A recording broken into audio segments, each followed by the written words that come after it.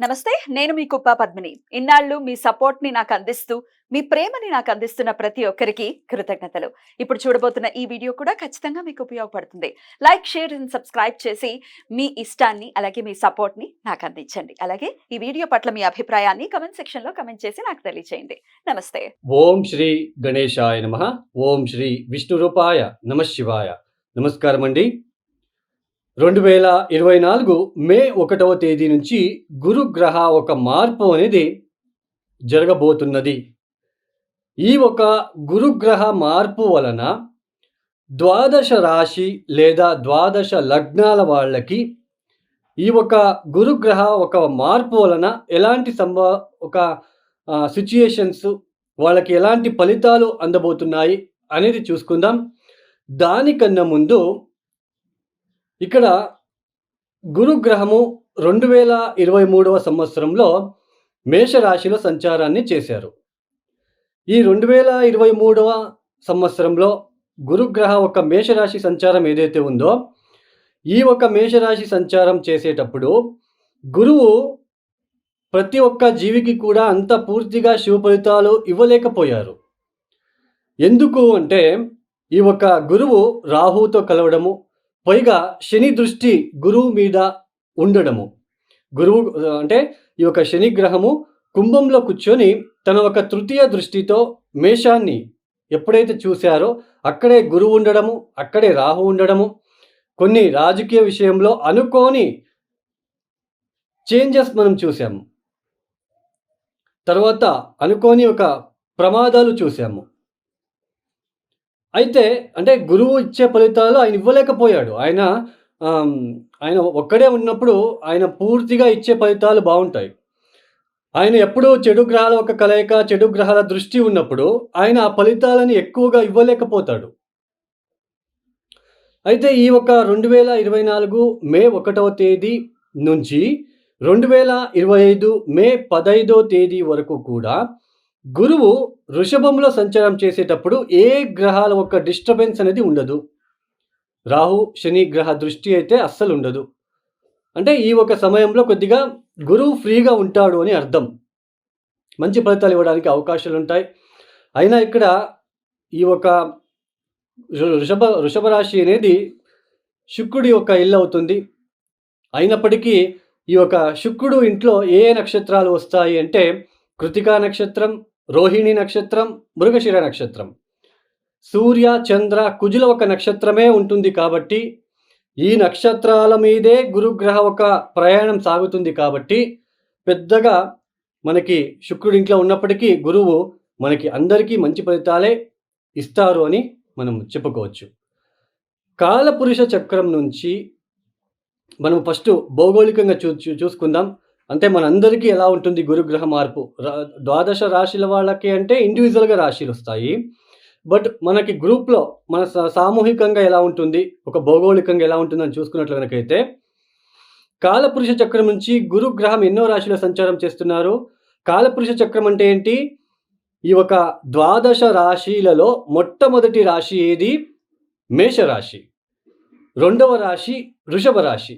అలాంటి రెండవ రాశిలో గురుగ్రహ యొక్క సంచారం ఏదైతే ఉందో, ఈ ఒక రెండవ రాశి అంటే ఏంటి? రెండవ స్థానానికి సంబంధించినది. మొట్టమొదటిగా మనం ఏం చూసుకోవచ్చు? Food industries, food business. ఈ యొక్క ఫుడ్ బిజినెస్ చేసే వాళ్ళకి చాలా చక్కని ఫలితాలు అందుకోబోతున్నారు. మంచి లబ్ధి అనేది ఉంటుంది. ఫుడ్ ఇండస్ట్రీస్ అనేది డెవలప్ అవ్వడానికి అవకాశం ఉంటుంది. మనకి ద్వితీయ స్థానం అంటే ఏంటి? Financial sectors. ఆర్థిక విషయంలో కొన్ని అభివృద్ధి మనము చూసుకోవడానికి అవకాశాలు ఉంటాయి అని చెప్పుకోవచ్చు. తర్వాత ఈ ఒక ద్వితీయ స్థానం అంటే ఏంటి? మార్కెటింగ్ అంటే మాట్లాడేది. ద్వితీయ స్థానం అంటే మాటలు. ఈ యొక్క కమ్యూనికేషన్ ఫీల్డ్‌లో ఎవరైతే పనిచేస్తున్నారో మార్కెటింగ్ సెక్టర్ కావచ్చు, తర్వాత ఈ యొక్క టీచింగ్ సెక్టర్స్‌లో పనిచేసే వాళ్ళకి, సో వీళ్ళందరికీ కూడా చాలా బాగుంటుంది అని చెప్పుకోవచ్చు. తర్వాత ఇంకేముంటుంది? ద్వితీయం అంటే ఏంటి? మన ఫేషియల్ అట్రాక్షన్, ఫేస్‌కి సంబంధించిన విషయం. ఫేస్ అట్రాక్షన్ అంటే ఏంటి? Beauty parlours, cosmetics. సో ఇవన్నీ ఏదైతే బిజినెస్ చేస్తున్నారో సో వీళ్ళందరికీ కూడా చాలా మంచి ఫలితాలు అందుకుంటారని చెప్పుకోవచ్చు. తర్వాత ఇంకొకటి, వృషభంలో గురువు గారు కూర్చొని తన ఒక పంచమ దృష్టితో కన్యా రాశిని చూస్తున్నారు. తన ఒక సప్తమ దృష్టితో వృశ్చికాన్ని చూస్తున్నారు. తన ఒక నవమ దృష్టితో మకరాన్ని చూస్తున్నారు. అంటే మీ యొక్క జన్మజాతకంలో కన్యా రాశిలో లేదా వృశ్చిక రాశిలో లేదా మకర రాశిలో గనక ఏదైనా గ్రహాలు ఉన్నప్పుడు ఆ ఒక గ్రహాల దశ నడుస్తూ ఉన్నట్లు గనక అయితే ఈ యొక్క గురువు గారి దృష్టి ఉంటుంది కాబట్టి ఇంకా మంచి ఫలితాలు అందుకోవడానికి అవకాశాలు ఉంటాయి. ఇది మనం గుర్తుంచుకోవాలి. మన దశాభుక్తులు మనం చూసుకున్నప్పుడు గురువు వచ్చినప్పుడు ఆ ఒక దశానాథుడి మీద దృష్టి ఏర్పడినప్పుడు ఆ ఒక దశ ఏమైనా ఇబ్బంది పెట్టినట్లు కనుకైతే గురు దృష్టి పడుతుంది కాబట్టి ఆ ఇబ్బందుల నుంచి బయటపడతామని చెప్పుకోవచ్చు. సరే, ఈ యొక్క ద్వాదశ రాశుల వాళ్ళకి ఈ యొక్క గురుగ్రహ ఒక మార్పు వృషభంలో జరుగుతుంది కాబట్టి ఈ యొక్క ద్వాదశ రాశుల వాళ్ళకి కూడా ఎలా ఉంటుందో మనము ఒక్కొక్క రాశిగా చూసుకుంటూ వెళ్దాం. ఇక కర్కాటక రాశి వాళ్ళు, ఈ యొక్క కర్కాటక రాశి లేదా కర్కాటక లగ్నం వాళ్ళకి ఈ యొక్క గురుగ్రహ మార్పు ఎలా ఉండబోతుందో చూద్దాం. ఇన్ని రోజులు కర్కాటక రాశి వాళ్ళకి ఈ యొక్క 2023 మాత్రం చాలా ఇబ్బందులు పడి ఉంటారు. అష్టమ శని, దశమ రాహు, దశమ గురు వలన ఉద్యోగంలో ఇటు శారీరకంగా కావచ్చు, ఈ యొక్క ఆర్థిక విషయంలో కావచ్చు, కుటుంబ విషయంలో కావచ్చు చాలా ఇబ్బందులు అయితే పడ్డారు. ఇక మీద మే 1వ తేదీ నుంచి గ్రాడ్యువలీ ఎలా ఉంటుందో చూద్దాం. ఈ యొక్క 2024 మే 1వ తేదీ నుంచి గురువు వృషభంలో అంటే కర్కాటక రాశి లేదా కర్కాటక లగ్నం నుంచి లాభస్థానంలో సంచారాన్ని ప్రారంభం చేయబోతున్నారు. అయితే మే మాసం మొత్తం కూడా గురుగ్రహ మౌఢ్యమి జరుగుతుంది. అంటే గురుగ్రహం అస్తంగతమైపోతున్నాడు. అంటే గురుగ్రహ మౌఢ్యమి అంటే ఈ మాసమంతా కూడా మనకి కొద్దిగా గురువు పూర్తిగా శుభ ఫలితాలని ఇవ్వలేరు. జూన్ తర్వాత మనకి గురుగ్రహం అనేది గ్రాడ్యువలీ శుభ ఫలితాలు ఇవ్వడానికి ప్రారంభం చేస్తారు. ఈ యొక్క ఏదైతే మే 1వ తేదీ నుంచి కూడా ఈ యొక్క కర్కాటక రాశి లేదా కర్కాటక లగ్నం వాళ్ళకి లాభస్థాన స్థితి సంచారం ఏదైతే ఉందో ఆర్థికంగా లబ్ధి అనేది చాలా చక్కగా ఉంటుంది. కొత్త మిత్రుల ఒక పరిచయాలు మనకి మేలు కలుగచేస్తాయని చెప్పుకోవచ్చు. పాత మిత్రులతో ఉన్న విభేదాలు తొలగి మళ్ళీ మీరు కలిసే అవకాశాలుంటాయి.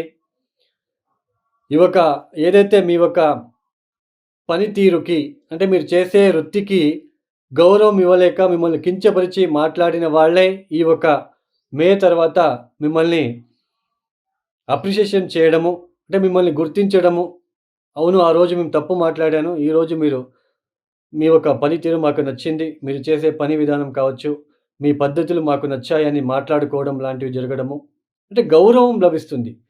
ఇన్ని రోజులు ఏదైతే ఇతను దేనికి పనికిరాడు అన్నట్టుగా ఎవరైతే మిమ్మల్ని చులకగా చూసి ఉంటారో ఇక మీద వాటిలన్నిటికీ కూడా ఫుల్ స్టాప్ పెట్టి ముందుకు సాగడానికి మంచి విషయంలో మంచి గౌరవం, మంచి కీర్తులతో పాటు మీరు ముందుకు సాగడానికి అవకాశాలు గోచరిస్తున్నాయి. వ్యాపార రీత్యా మీకు ఇక్కడ ప్రయాణాలు ఏర్పడుతూ ఉంటాయి. తరచూ ప్రయాణాలు చేసే అవకాశాలు ఉంటాయి. మీ యొక్క తెలివితేటలతో మంచి లాభాన్ని చూసే అవకాశాలు ఉంటాయి ఈ ఒక సంవత్సరంలో. సంతానం విషయంలో అభివృద్ధి కలగడం లాంటివి మీరు ఇక్కడ చూడొచ్చు. భార్యాభర్తల మధ్య సఖ్యత ఏర్పడడానికి అవకాశాలు లభిస్తాయి. తర్వాత వృత్తి రంగంలో ఎవరైతే ఇబ్బందులు ఎదుర్కొంటున్నారో వాళ్ళకి చాలా చక్కగా అభివృద్ధి పథంలో మీ యొక్క ప్రయాణం అనేది ముందుకు సాగడానికి అవకాశాలు వస్తాయి.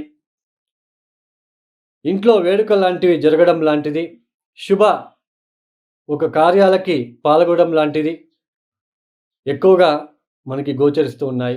మనకి అష్టమ శని ఎంత ఉన్నప్పటికీ తర్వాత నవమ రాహు మనకి ఎంత ఇబ్బందులు పెట్టినప్పటికీ అవి మీకు పెద్దగా కనిపించవు ఈ ఒక సమయంలో. ఎందుకంటే గురుబలం ఉంటుంది కాబట్టి పెద్దగా అవి మీకు కనిపించవు. మీకు ఎన్ని ఒక అపవాదాలు వచ్చినా, ఆపదలు వచ్చినా గురుగ్రహ ఒక మార్పు అనేది, లాభస్థానంలో మార్పు అనేది ఈ సంవత్సరం మిమ్మల్ని సేవ్ చేస్తుంది, కాపాడుతుందని చెప్పుకోవచ్చు. కొద్దిగా ఉపశమనం కలుగుతుంది. ఈ యొక్క కర్కాటక రాశి లేదా కర్కాటక లగ్నం వాళ్ళకి మీ చంద్రుడు గనక వృశ్చికంలో ఉన్నట్లు గనక అయితే చాలా అభివృద్ధిపరమైన కాలమనే చెప్పవచ్చు. మీ యొక్క జన్మజాతకంలో వృశ్చికంలో కావచ్చు, మకరంలో కావచ్చు చంద్రుడు గనక ఉన్నట్లు గనకైతే చాలా బాగుంటుంది. చాలా చక్కని లబ్ధి చూస్తారని చెప్పుకోవచ్చు. మొత్తానికి కర్కాటక రాశి, కర్కాటక లగ్నం వాళ్ళకి గురుగ్రహ మార్పు అనేది చాలా పాజిటివ్ రిజల్ట్స్ తీసుకువస్తుందని చెప్పుకోవచ్చు. మరిన్ని శుభ ఫలితాలు పొందుకోవాలంటే తప్పనిసరిగా ఈ కర్కాటక రాశి లేదా కర్కాటక లగ్నం వాళ్ళు కామాక్షి అమ్మవారికి అభిషేకము, చీర లాంటిది ఇవ్వడము, తర్వాత పసుపు నీళ్ళతో అభిషేకం లాంటిది చేయించుకోవడము, గురుగ్రహ మంత్రం చదువుకోవడము, దేవనాంచ ఋషీనాంచ గురుం కాంచన సన్నిభం బుద్ధిభూతం త్రిలోకేశం తం నమామి బృహస్పతిం ఓం నమ గురుగ్రహ దేవతాభ్యో నమ శాంతిం శాంతిం శాంతి. దీన్ని చదువుకోవడము ప్రతిరోజు.